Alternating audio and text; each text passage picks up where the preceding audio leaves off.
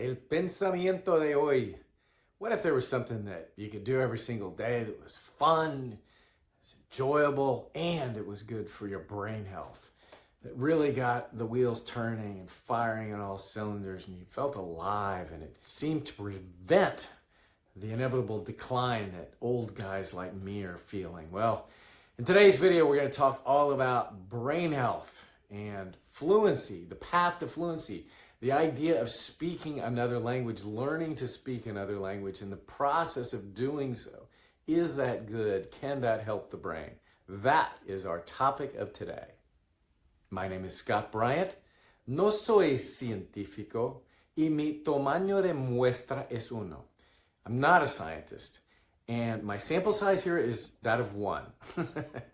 So take this with a grain of salt, but I have thought deeply about this topic, and I'm going to explain to you the origins of my interest in this topic, the research and the framework that I use in thinking about this topic, particularly as it relates to fluency and the path to fluency. My own personal observation, and again, anecdotes from colleagues and friends in this space. So I'm going to share all that with you today, and should be super interesting as usual.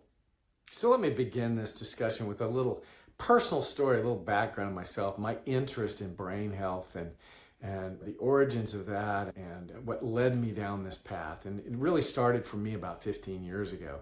Both of my parents around that time passed away.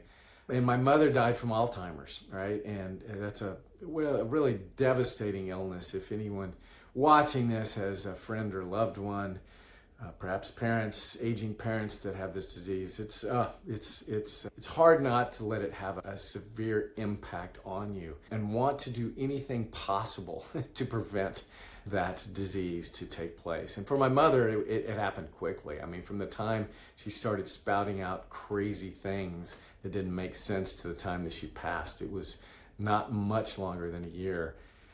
And wow, to see someone start at the state that she did, and then literally not recognize who you are, her own flesh and blood, the person she gave birth to, just crazy.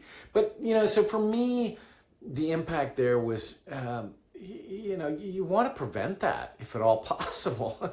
And so I started this out by saying I'm not a scientist, but I have scientific leanings. I'm an engineer by training, and I'm a skeptic when it comes to studies and medical studies, and I've learned how to understand and interpret results and such. So I dug deeply into this and found people that were really experts in the field and looked at all the things that were, I looked for simple things that I could do that could impact it, right? I think if there's one thing I learned that's very clear, it's once you have that disease, once you go down that path, it's really hard to reverse. The answer, and I think it's true with a lot of medical conditions, is in prevention.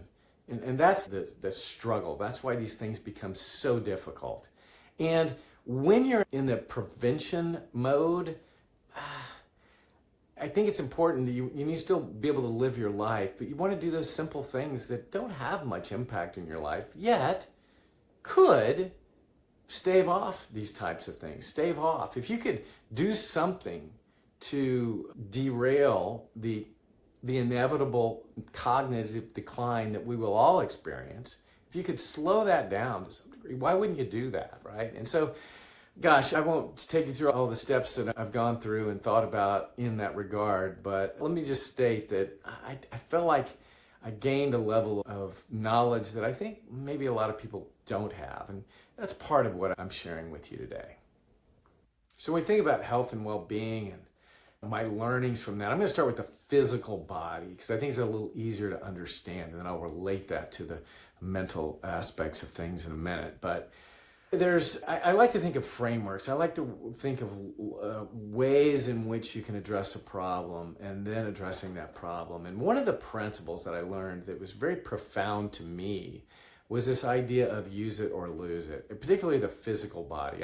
Over time in my youth, over the years, I struggled with some low back pain, some physical issues here and there with various muscles. And I think I learned that all of our muscles are designed to work in harmony. We're a very sophisticated being And it's a system of lots of different elements that all are designed to work in harmony. And if through atrophy, by poor movement patterns, our bodies tend to turn off those muscles that are not being used.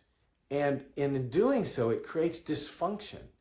And those poor movement patterns that cause the dysfunction just exacerbate and get worse. And so it creates a lot of problems, a lot of postural issues and such. And so I learned to address a lot of those things. And I feel like I'm in a really good place now by learning to keep all of those muscles engaged so that the body works as it was designed to work and not allow the atrophy to take place.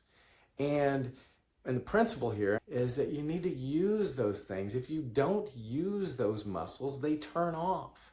And again, it's by design. It's the way we were built as human beings. So that's the physical aspect of things. Let's turn now to the mental aspect of things.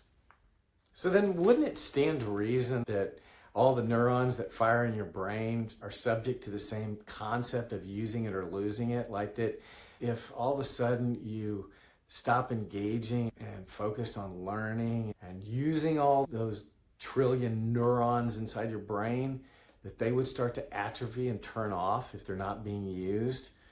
That's kind of the origins of my thinking as to why language learning, particularly that of trying to gain fluency, could be insanely helpful for brain health. Again, I'm not a scientist. I'm sharing with you my own anecdotes, but I can tell you when I first started studying this, when I first started down this path, I've said this in my previous videos, my path to fluency is all around translations. The way I got started was taking a sentence in English and then thinking about how I would translate that same sentence in Spanish. I do that over and over and over again, 30, 40 sentences. Every one of these sentences has new words, things I don't know. So I'm memorizing, I'm trying to learn, I'm trying to recall, I'm forced to recall. I'm really firing all parts of my brain to do that in ways that I can tell you when I first started doing this, I thought to myself after a couple weeks, I was like, oh my gosh, I don't think I've had to recall like I'm doing today in 30 years. It was back in my college days or graduate school that you really have to, you're in that mode where you're continually learning and recalling information. It was profound. I witnessed it. and fast forward to today, I struggled initially, by the way. Like trying to recall things, it was hard. It's really hard to do that. And when you think about the concept of speaking another language, I mean, we're talking about 10,000 words that you're learning over the course of, in my case, the better part of a year or two. It's crazy the cognitive demands and load that require that kind of real-time recall of words and sentences. I mean, I feel like my brain is firing in ways that it has not in years. I genuinely believe, and I'm not making this up, that I'm pretty well dialed in. I feel more alive and my brain seems to be functioning better, in part because it has to. Every single day, I put a cognitive load that requires it to pull all these words. I will... Again, I won't get into the details of my process to gain fluency, but I learn things and then they resurface for recall 6 months later. I might have not seen something. I'm like, oh gosh, what was that? And in the process of doing so, I feel like I'm just forcing the usage of these neurons that have just not been firing in a long period of time, and I feel more alive. Look, and I, believe it or not, I just throw that out there, a sample size of one. I can tell you I have a really good friend that I can't get him to study Spanish with me at all. He bought a little cottage up in Canada, and he lives there, so he's trying to learn French, and he's taking French lessons. And he made the comment to me out of the blue. It's like, man, gosh, this trying to learn another language is really insane. I feel like my brain is working a little better or something. I don't know. There you go. A couple of anecdotes. Take it for what it's worth. I genuinely believe, though, particularly if you think about the framework under which I try to position all this, it's like, you stop using something, it turns off. I really believe that's the way our human bodies are designed to function. And so this is one way to turn it back on. All right, so in closing, I simply want to say that I would not recommend for anybody that they go off and pursue gaining fluency in another language for the purpose of brain health. That was not my intention, and I genuinely believe it is un beneficio inesperado. It's just an unexpected benefit, a consequence of a byproduct of the joy that I have in learning the language. I've stated before, there's a lot of reasons why I learned the language.